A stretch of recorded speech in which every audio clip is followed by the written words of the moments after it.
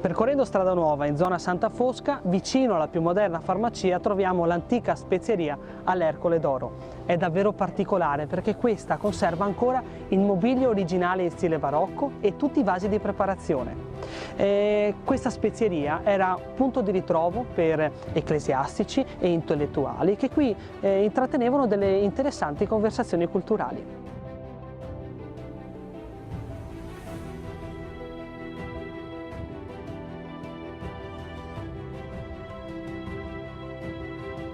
Gli antichi farmacisti veneziani preparavano i più disparati medicinali, come ad esempio l'amaro Mantovani, che era fatto con l'assenzio, oppure l'olio di scorpioni, ricavato da ben 100 scorpioni vivi affogati in 2 libbre d'olio d'oliva.